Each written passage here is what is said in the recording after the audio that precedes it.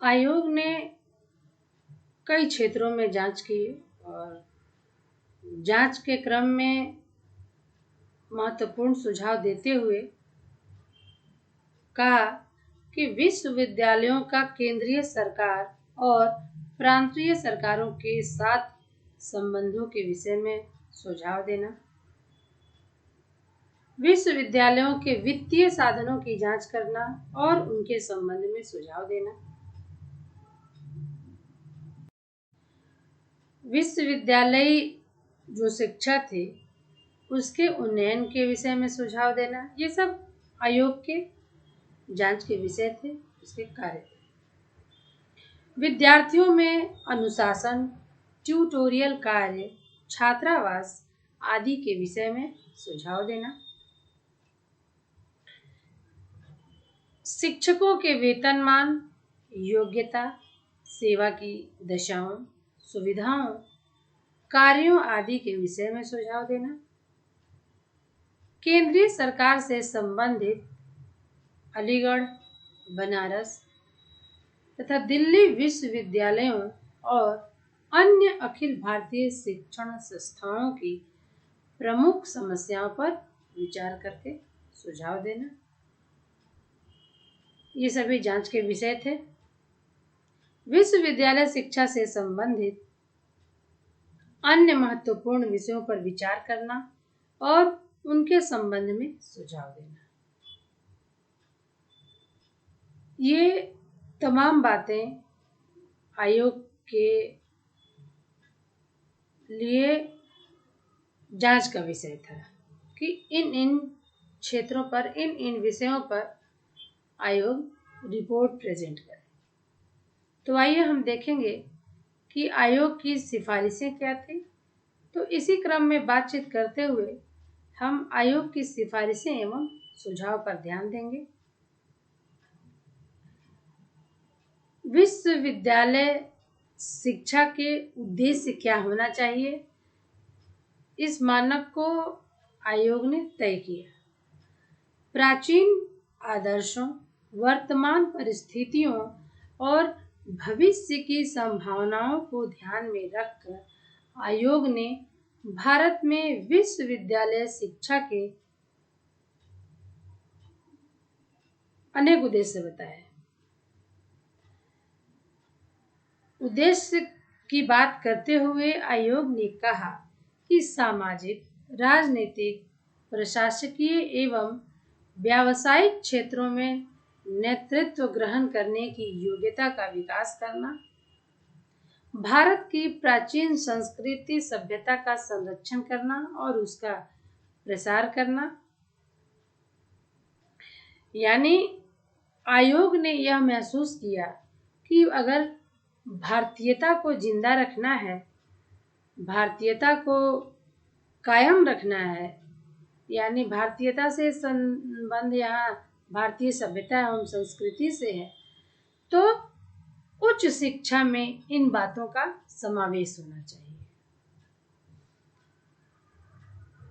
यानी व्यक्ति उच्च शिक्षा ग्रहण करके अंग्रेज न बन जाए, वह अपनी सभ्यता संस्कृति को भूल न जाए, इसलिए भारत में उच्च शिक्षा का पुनर्संगठन किया जाए और उन तत्वों का सम्मिश्रण किया जाए जिससे भारतीय सभ्यता एवं संस्कृति का ह्रास न हो। प्रजातंत्र को सफल बनाने के लिए विद्यार्थियों में नागरिकता और सामाजिकता के गुणों का विकास करना, स्वतंत्रता, समानता, बंधुत्व तथा न्याय के आदर्शों का संरक्षण तथा संवर्धन करना, जीवन तथा ज्ञान की विभिन्न शाखाओं में समन्वय स्थापित करना। सर्वपल्ली राधाकृष्णन जी स्वयं एक बहुत बड़े दार्शनिक थे, इसलिए उन्होंने ये बहुत ही इम्पोर्टेंट बात सुझाव प्रस्तावित किया कि जीवन तथा ज्ञान की विभिन्न शाखाओं में कैसे बैलेंस हो सकता है, ये उच्च शिक्षा में समावेशित होना चाहिए। विद्यार्थियों के मानसिक और शारीरिक विकास के साथ साथ उनका आध्यात्मिक विकास करना, यानी अध्यात्म पर भी फोकस किया गया है। भारत के प्राचीन आदर्श वसुधैव कुटुंबकम के अनुसार विद्यार्थियों में विश्व बंधुत्व की भावना का विकास करना। ये तमाम बातें आयोग के अनुसार विश्वविद्यालय शिक्षा के उद्देश्य होने चाहिए। उसने अपनी सिफारिशों में शिक्षक वर्ग के लिए क्या कहा है, आइए हम देखते हैं। तो आयोग ने शिक्षकों के महत्व पर बल देते हुए कहा कि शिक्षा के क्षेत्र में शिक्षकों का स्थान जो है अत्यंत महत्वपूर्ण है। शिक्षा व्यवस्था की सफलता उनकी उच्च शैक्षिक योग्यता एवं चरित्र की श्रेष्ठता पर निर्भर करती है। तो आयोग ने अनुभव किया कि शिक्षकों की वर्तमान स्थिति अच्छी नहीं है। उन्हें अपने विषय का पूर्ण ज्ञान नहीं है। वे विद्यार्थियों को निश्चित तथ्यों की सूचना देने में ही संतुष्ट हैं। उनमें उत्साह का अभाव है। अध्यापन कार्य की अपेक्षा उनकी रुचि विश्वविद्यालयों की राजनीति में अधिक है। उनका वेतन बहुत कम है। अन्य सुविधाओं का भी अभाव है। शैक्षिक व आर्थिक सुविधाओं के अभाव में उनमें असंतोष है। शिक्षकों की इस स्थिति के कारण शिक्षा का स्तर दिन प्रतिदिन गिरता चला जा रहा है। तो इन कमियों को दूर करने के लिए आयोग ने कई सुझाव दिए, जिसको हम बारी बारी से देखेंगे। तो सुझाव देते हुए उसने कहा कि शिक्षकों को विभिन्न श्रेणियों में बांटकर उनके वेतन क्रम का निर्धारण किया जाना चाहिए। आगे कहा कि शिक्षकों के निम्न पद से उच्च पद पर पदोन्नति केवल योग्यता के आधार पर की जाए, पहुंच के आधार पर नहीं किया जाए, जुगाड़ टेक्नोलॉजी के आधार पर नहीं किया जाए। जूनियर और सीनियर शिक्षकों का अनुपात 2:1 होना चाहिए। शिक्षकों को प्रोविडेंट फंड की उत्तम सुविधा प्रदान की जाए। इसके लिए शिक्षक और विश्वविद्यालय दोनों 8% दें हैं। शिक्षकों के निवास की व्यवस्था विश्वविद्यालयों के समीप ही की जाए। शिक्षकों की सेवानिवृत्ति की आयु 60 वर्ष और स्वास्थ्य अच्छा होने पर 64 वर्ष तक कार्य करने का अवसर प्राप्त हो। शिक्षकों को सप्ताह में अधिक से अधिक 18 घंटे का अध्यापन कार्य दिया जाए। शिक्षकों को अध्ययन के लिए एक बार में 1 वर्ष का और अपने संपूर्ण सेवा काल में 3 वर्ष का अवकाश प्रदान किया जाए। ये तो तमाम बातें हो गई शिक्षकों से संबंधित कि अगर उच्च शिक्षा का लेवल उठाना है, ऊपर उठाना है, तो इसमें सबसे अहम भूमिका शिक्षकों की है। और शिक्षकों की स्थिति चाहे योग्यता के आधार पर हो, चाहे आर्थिक स्थिति के आधार पर हो, ये डाउन नहीं होना चाहिए, सबल होना चाहिए। तभी ये जो कि शिक्षक है अपने कार्य क्षेत्र में बेहतर प्रदर्शन कर सकते हैं।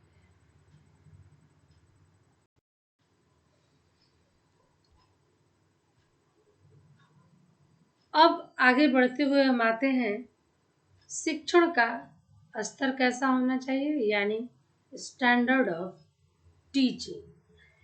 तो विश्वविद्यालयों में शिक्षा के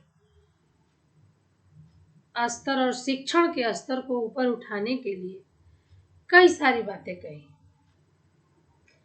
तो सबसे पहली जो प्रमुख बात थी, उसने कहा आयोग में कहा गया कि शिक्षण के स्तर को सुधारने के लिए विश्वविद्यालयों में इंटर पास विद्यार्थियों को ही प्रवेश दिया जाए।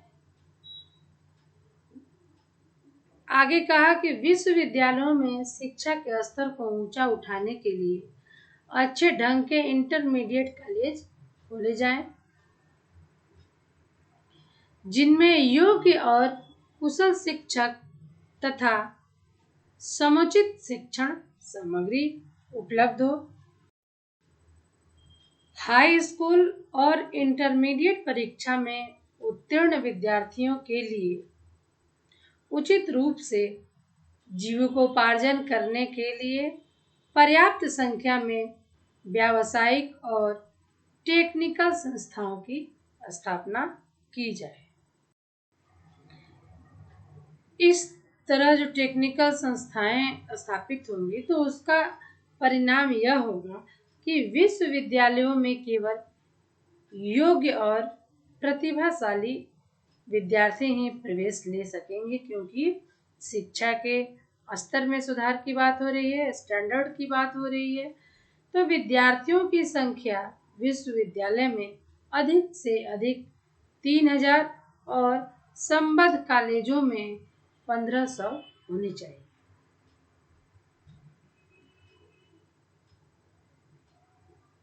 स्तर में सुधार की बात करते हुए उसने सुझाव प्रस्तुत किया कि विद्यार्थियों को 40% अंकों पर तृतीय श्रेणी, 45% अंकों पर द्वितीय श्रेणी और 70% अंकों पर प्रथम श्रेणी प्रदान की जाए। यानी प्रथम, द्वितीय एवं तृतीय श्रेणी का जो प्रतिशतता तय की गई वह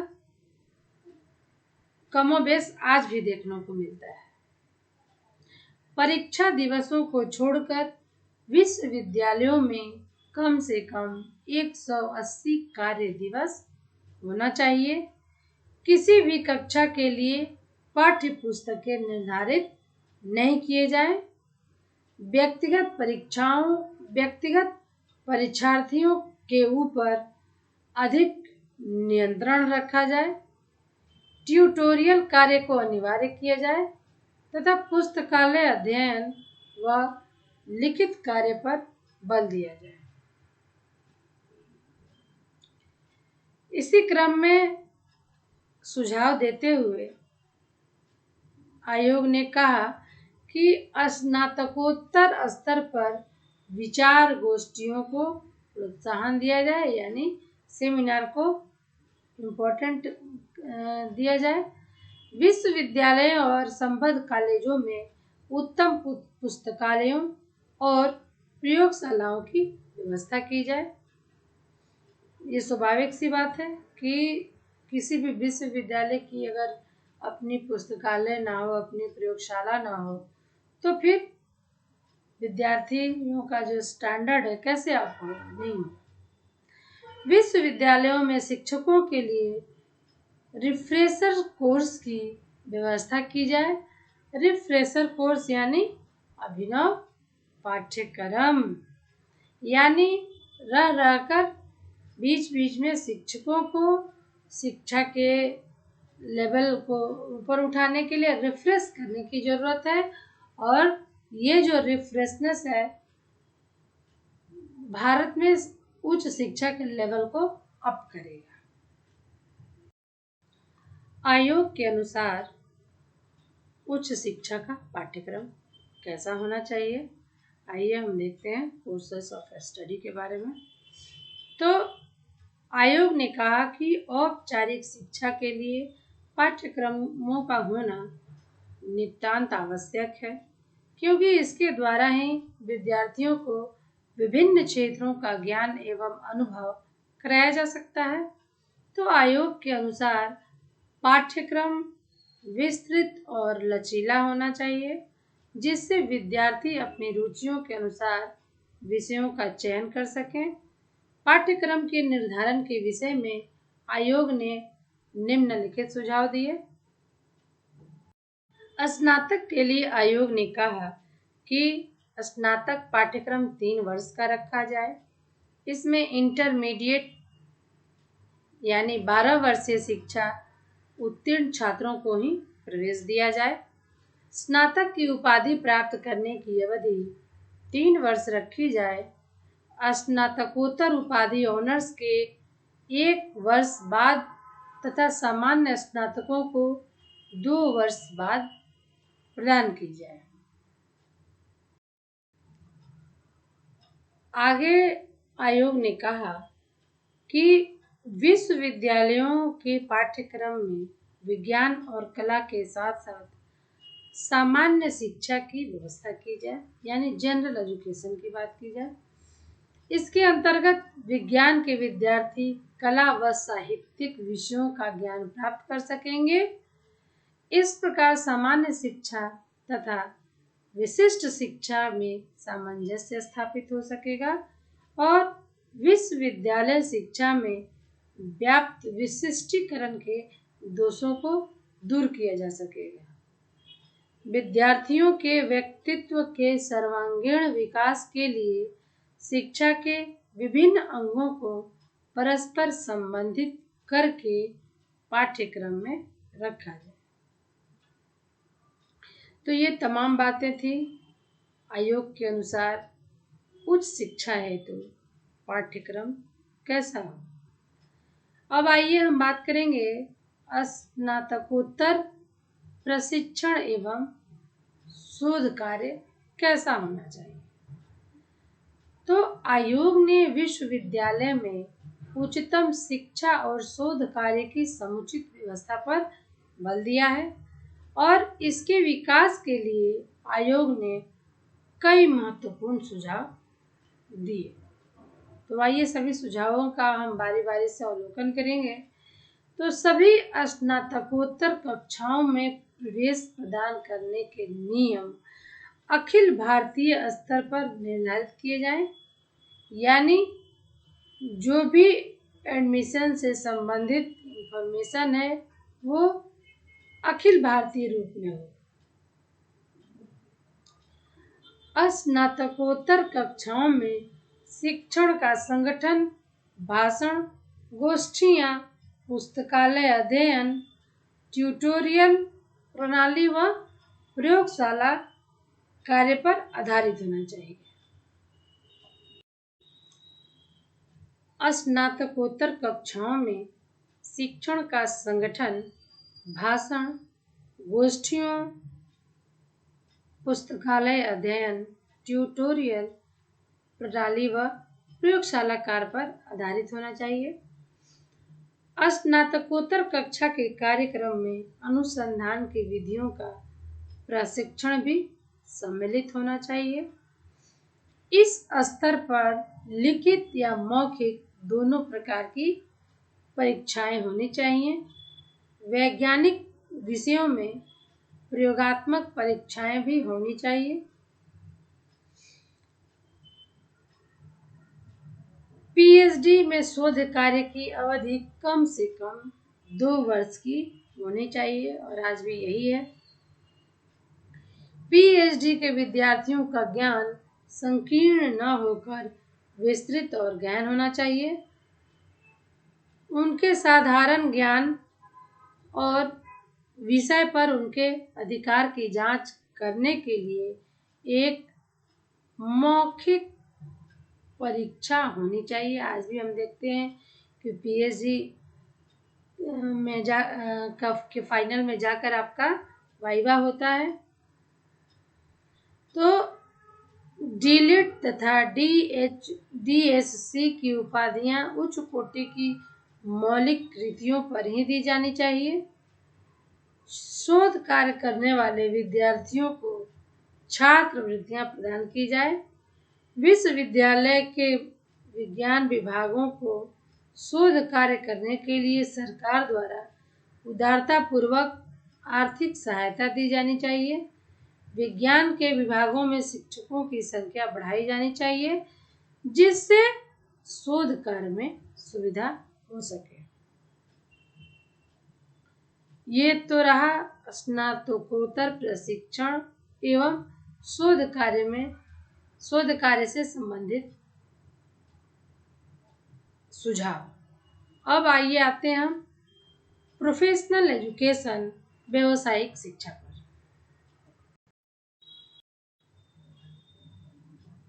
व्यावसायिक शिक्षा का अर्थ स्पष्ट करते हुए आयोग ने कहा कि व्यावसायिक शिक्षा वह प्रक्रिया है जो पुरुषों और स्त्रियों दोनों को व्यावसायिक भावना के साथ परिश्रमपूर्ण तथा उत्तरदायी सेवा के लिए तैयार करती है। व्यावसायिक शिक्षा से तात्पर्य केवल उस शिक्षा से है जिसमें पर्याप्त अनुभव, अनुशासन, बौद्धिक विकास तथा उच्च कोटि की कार्यकुशलता हो। भारत के लिए व्यावसायिक शिक्षा को आयोग ने अति महत्वपूर्ण माना और विभिन्न व्यवसायों की शिक्षा के विषय में निम्नलिखित सुझाव दिए। क्योंकि भारत एक कृषि प्रधान देश था, तो अंग्रेजों के समय में ही कृषि के अलावे कई अन्य व्यवसाय भारत में आ चुका था और उन व्यवसायों पर स्पेशली शिक्षा भी प्रदान किया जा रहा था। तो सबसे पहले हम एग्रीकल्चर एजुकेशन के बारे में ही बात करेंगे। तो हम इसमें देखते हैं कि भारत जो है कृषि प्रधान देश है और इसलिए कृषि की शिक्षा को राष्ट्र की प्रमुख शिक्षा के रूप में मान्यता दी जाए। कृषि नीति का निर्धारण उन्हीं व्यक्तियों के द्वारा किया जाए जो कृषि का ज्ञान रखते हों और जो कृषि कार्य में संलग्न हों।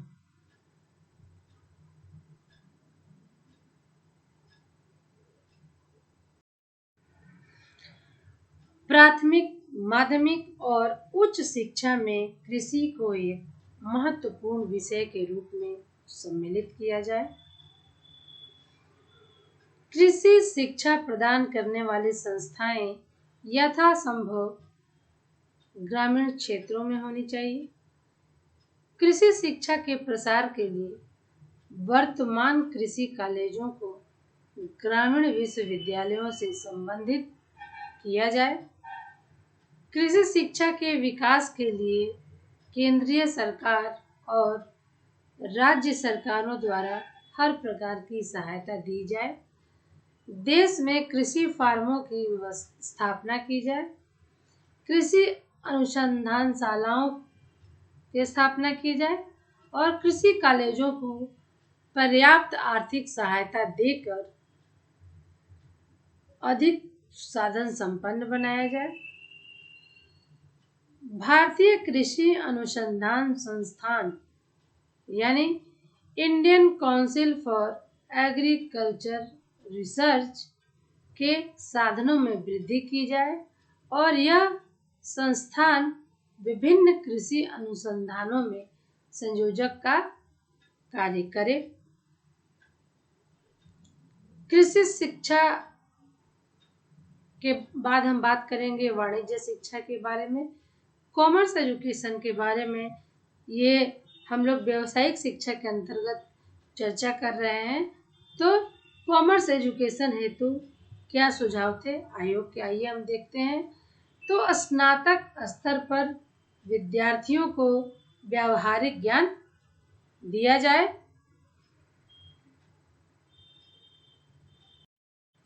और व्यावहारिक ज्ञान प्राप्त करने के लिए उन्हें फार्मों अथवा व्यापारिक संस्थाओं में भेजा जाए।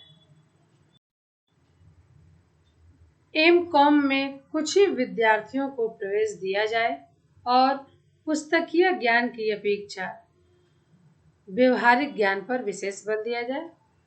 बी.कॉम उत्तीर्ण विद्यार्थियों को किसी विशेष शाखा में विशेषज्ञ बनने के लिए प्रोत्साहित किया जाए।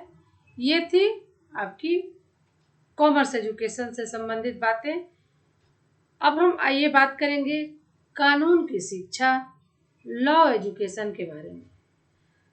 तो आयोग के अनुसार देश में कानून के कॉलेजों का पुनर्संगठन किया जाना चाहिए। कानून का पाठ्यक्रम 3 वर्ष का हो और पाठ्यक्रम के अंतिम वर्ष में विद्यार्थियों को व्यवहारिक ज्ञान दिया जाए।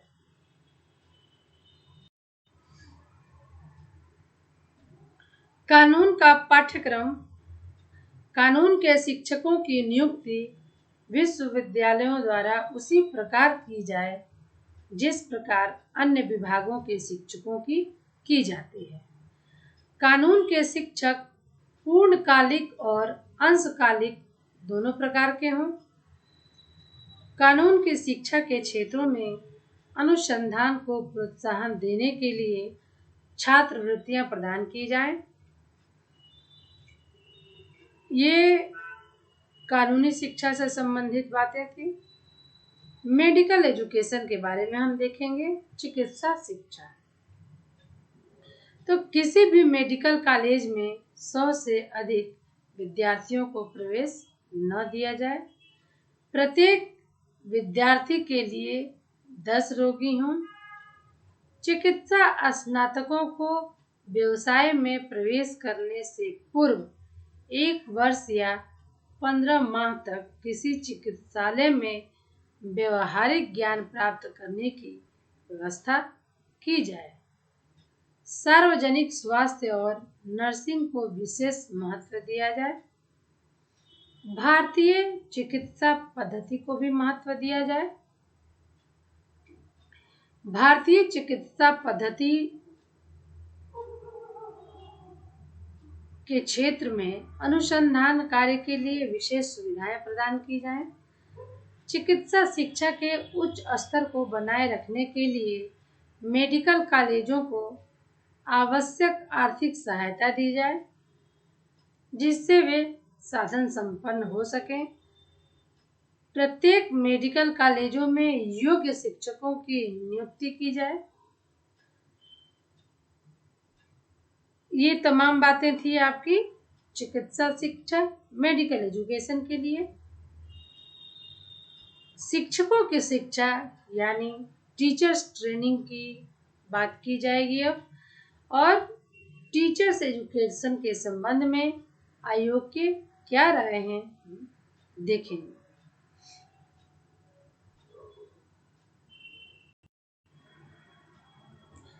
शिक्षक प्रशिक्षण के पाठ्यक्रम में सैद्धांतिक ज्ञान की अपेक्षा अध्यापन अभ्यास पर विशेष बल दिया जाए, यानी टीचिंग प्रैक्टिस, जिसके लिए आज भी प्रशिक्षण कॉलेज अधिक प्रयासरत रहते हैं।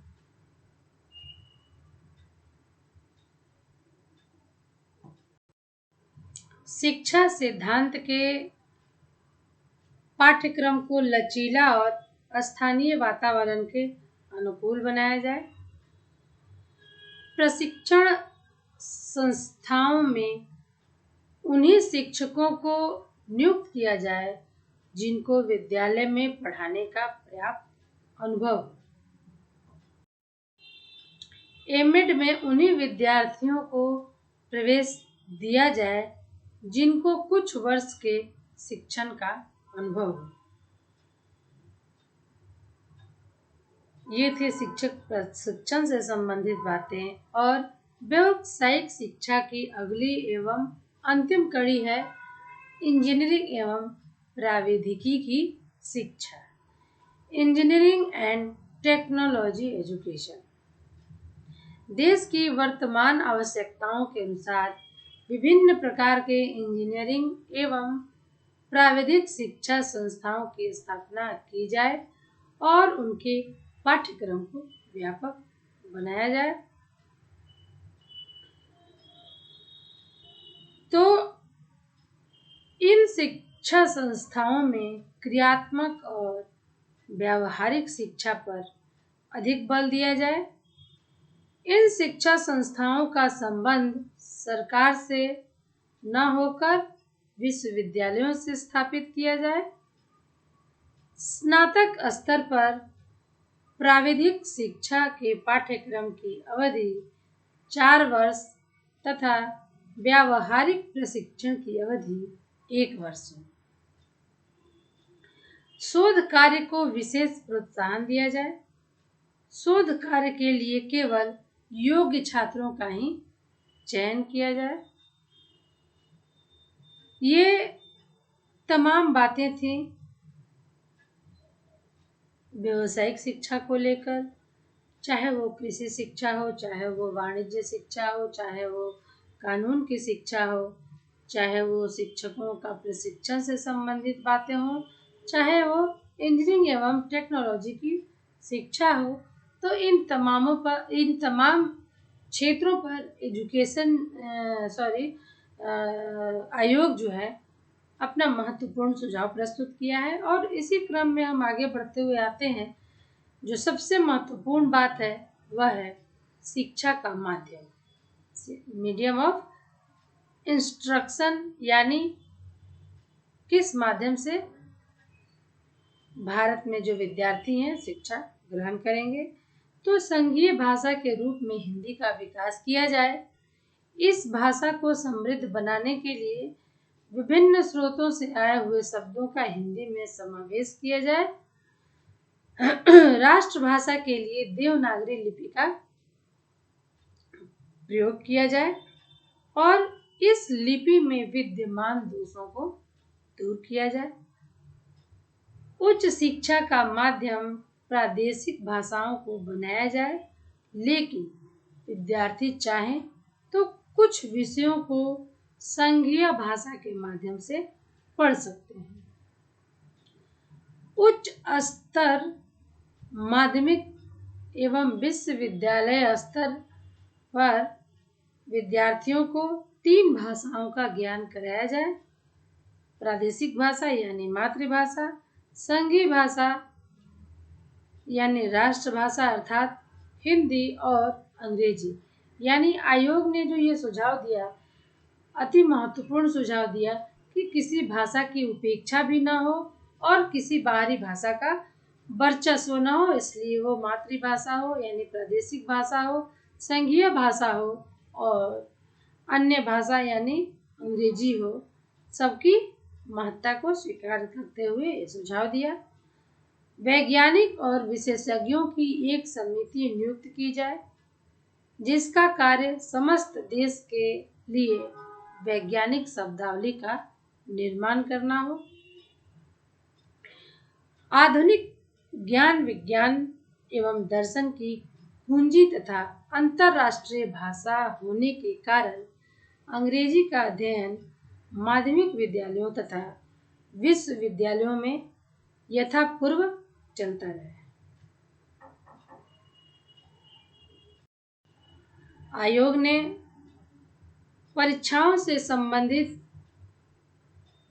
भी महत्वपूर्ण सुझाव प्रस्तुत किए और आयोग ने प्रचलित परीक्षा प्रणाली के विषय में कहा कि हम इससे सहमत हैं कि यदि हम विश्वविद्यालय की शिक्षा में केवल एक विषय में सुधार का सुझाव दें तो वह परीक्षाओं से संबंधित होना चाहिए। हम जानते हैं कि परीक्षाओं के प्रति भारत तथा विश्व भर में प्रबल असंतोष है और प्रसिद्ध शिक्षा शास्त्री तथा महत्वपूर्ण शिक्षा संस्थाएं इनके उन्मूलन के पक्ष में हैं, तथापि हम इस दृष्टिकोण से सहमत नहीं हैं। यदि परीक्षाओं की उचित ढंग से व्यवस्था की जाए तो वे शिक्षा प्रणाली में प्रमुख स्थान ग्रहण कर सकती हैं और इन बातों के उपरांत परीक्षा में महत्वपूर्ण सुझावों की अनुशंसा करता है आयोग और सुधार हेतु जो सुझाव प्रसारित करता है उसमें पहला यह है कि शिक्षा मंत्रालय और विश्वविद्यालयों में परीक्षा लेने की वैज्ञानिक प्रणालियों की खोज की जाए। परीक्षाओं में निबंधात्मक प्रश्नों के साथ साथ वस्तुनिष्ठ प्रश्नों को भी सम्मिलित किया जाए। निबंधात्मक परीक्षाओं में परीक्षण के लिए विषय वस्तु के चुनाव, प्रश्नों के निर्माण और परिणामों की जांच में सुधार किया जाए। परीक्षाओं में सुधार से संबंधित बातों का सुझाव प्रस्तुत करते हुए आयोग ने कहा कि परीक्षाओं में विद्यार्थियों के कक्षा कार्य को महत्व दिया जाए। प्रत्येक विषय के 1/3 नंबर विद्यार्थियों के कक्षा कार्य पर दिए जाएं। विश्वविद्यालय की समस्त परीक्षाओं में कृपांक यानी ग्रेस मार्क्स देने की व्यवस्था समाप्त कर दी जाए। परीक्षकों का चुनाव योग्यता के आधार पर बड़ी सावधानी से किया जाए। वहीं व्यक्तियों को परीक्षक नियुक्त किया जाए उन्हीं व्यक्तियों को परीक्षक नियुक्त किया जाए जो अपने विषय को कम से कम 5 वर्ष तक पढ़ा चुके हों। स्नातकोत्तर तथा व्यावसायिक कक्षाओं में मौखिक परीक्षाओं की भी व्यवस्था होनी चाहिए। ये तमाम बातें थी एग्जामिनेशंस को लेकर कि तमाम सुझावों के बाद भारत की उच्च शिक्षा में परीक्षा प्रणाली कैसे होनी चाहिए। अब आइए आते हैं हम रिलीजियस एजुकेशन के बारे में यानी धार्मिक शिक्षा के बारे में। आयोग जो है वह धार्मिक शिक्षा के महत्व पर बल देता है और वह धार्मिक शिक्षा को भारत के लिए आवश्यक भी समझता है। तो आयोग ने कहा कि यदि हम इसी प्रकार केवल व्यावसायिक शिक्षा और औद्योगिक शिक्षा पर बल देकर आत्मा का हनन करते रहे तो अपने समाज में आसुरिक हलचल के द्वारा केवल राक्षस राज लाने में समर्थ हो सकेंगे। आयोग ने कहा कि यद्यपि हमारा देश एक धर्मनिरपेक्ष राज्य है लेकिन इसका यह अर्थ नहीं कि यह धर्म की अवहेलना करता है। हमारे देश में प्रत्येक व्यक्ति को धार्मिक संकीर्णता से मुक्त होकर अपने धर्म के अनुकरण की पूर्ण स्वतंत्रता है। आयोग ने चारित्रिक विकास और आध्यात्मिक उन्नति के लिए धार्मिक शिक्षा प्रदान करना आवश्यक माना। इस संबंध में उसने निम्नलिखित सुझाव दिए।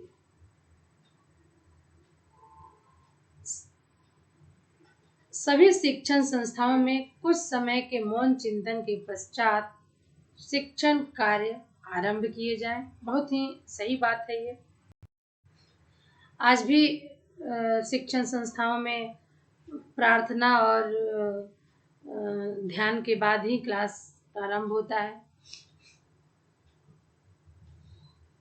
स्नातक कक्षाओं के प्रथम वर्ष में महान धार्मिक नेताओं के जीवन चरित्र, द्वितीय वर्ष में संसार के विख्यात धार्मिक ग्रंथों में से सार्वजनिक महत्व के चुने हुए अंश और तृतीय वर्ष में धर्म दर्शन की मुख्य समस्याओं का अध्ययन किया जाए। ये बातें हुई धार्मिक शिक्षा से संबंधित। अब आयोग विद्यार्थी कल्याण के संबंध में क्या कहता है देखते हैं। Students activities and welfare. तो आयोग ने इसके संबंध में कहा कि आज के विद्यार्थी कल के नागरिक हैं। विद्यार्थियों का निर्माण विद्यालयों के लिए नहीं होता वरन विश्वविद्यालय विद्यार्थियों के लिए निर्मित किए जाते हैं। इसलिए यह आवश्यक है कि विश्वविद्यालय सभी संभव प्रयत्नों से विद्यार्थियों की शारीरिक, मानसिक तथा आध्यात्मिक शक्तियों का विकास करे। इस संबंध में आयोग ने निम्नलिखित सुझाव दिए। योग्य एवं निर्धन विद्यार्थियों को छात्रवृत्तियों की व्यवस्था की जाए, उन्हें छात्रवृत्तियां प्रदान की जाए। विद्यार्थियों को बिना किसी भेदभाव के विश्वविद्यालयों में प्रवेश दिया जाए। विद्यार्थियों के स्वास्थ्य का पूरा ध्यान रखा जाए। विद्यार्थियों के शारीरिक विकास के लिए खेल कूद, जिम्नेजियम आदि की व्यवस्था की जाए। प्रत्येक विश्वविद्यालय में एक डायरेक्टर ऑफ फिजिकल एजुकेशन की नियुक्ति की जाए। सभी शिक्षा संस्थाओं में एनसीसी की स्थापना की जाए। जो विद्यार्थी एनसीसी के सदस्य न हो उनके लिए 2 वर्ष की शारीरिक शिक्षा अनिवार्य की जाए। एनसीसी का व्यय केंद्रीय सरकार वहन करेगी। विद्यार्थियों को समाज सेवा कार्य करने के लिए प्रोत्साहित किया जाए। विश्वविद्यालयों में छात्रावास की उचित व्यवस्था की जाए। विश्वविद्यालयों में छात्र संघों को यथासंभव राजनीति से अलग रखा जाए। विश्वविद्यालयों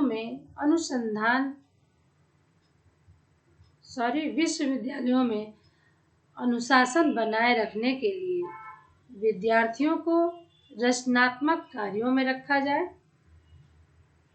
विश्वविद्यालयों में विद्यार्थी कल्याण परामर्शदात्री समिति यानी advisory board of students welfare की स्थापना की जाए।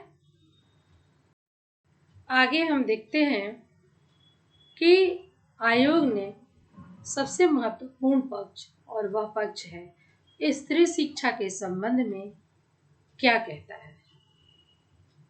तो आयोग ने स्त्री शिक्षा पर जबरदस्त बातें कही और महत्वपूर्ण बल दिया।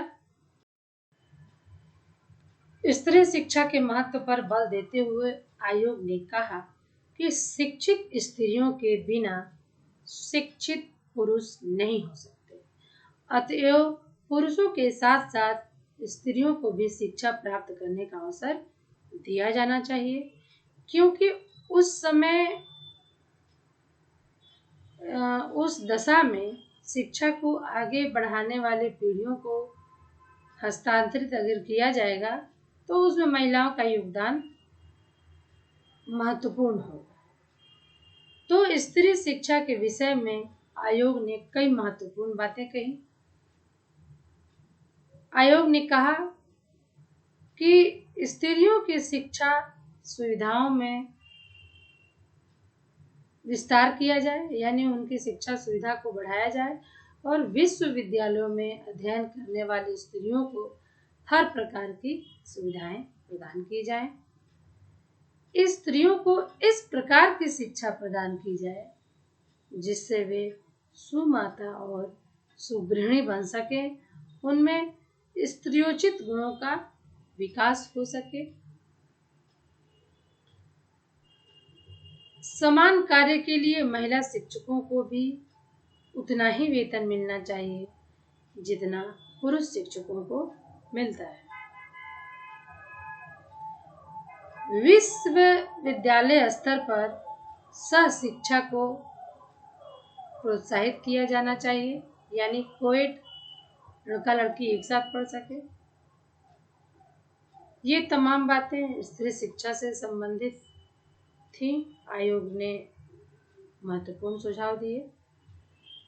इसी क्रम में हम आगे बढ़ेंगे और यह देखेंगे कि आयोग जो है ग्रामीण विश्वविद्यालय के लिए क्या कहता है। तो भारत एक कृषि प्रधान देश है और यहाँ की करीब 85% जनता जो है गांवों में रहती है। अतः उनकी जो आवश्यकता है उसको पूरा करने के लिए ग्रामीण क्षेत्रों में उच्च शिक्षा की व्यवस्था की जाए। ग्रामीण क्षेत्रों में छोटे छोटे आवासीय स्नातक पूर्व कॉलेजों की स्थापना की जाए और एक केंद्रीय स्थान में ग्रामीण विश्वविद्यालय की स्थापना की जाए। प्रत्येक ग्रामीण कॉलेजों में विद्यार्थियों की संख्या 300 हो और ग्रामीण विश्वविद्यालयों में 2500 से अधिक नहीं। विद्यार्थी अपने समय का आधा भाग अध्ययन और आधा भाग प्रयोगात्मक कार्य पर व्यय करें। ग्रामीण विश्वविद्यालयों में अनुसंधान की व्यवस्था की जाए। ग्रामीण शिक्षा की उन्नति एवं विकास के लिए अखिल भारतीय स्तर पर एक ग्रामीण शिक्षा परिषद की स्थापना की जाए। यानी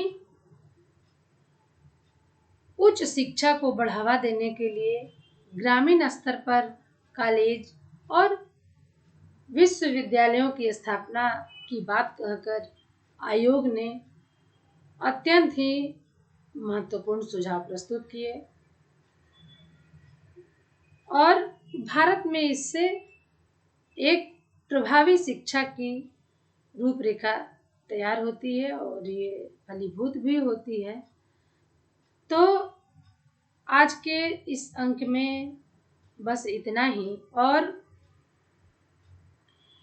ये जो राधा कृष्णन आयोग है, इसके अभी कई महत्वपूर्ण बिंदु बाकी भी हैं कि और अन्य क्षेत्रों पर आयोग ने क्या क्या कहा।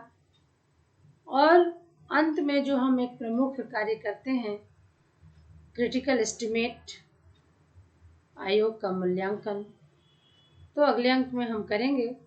तो आज के अंक में बस इतना ही।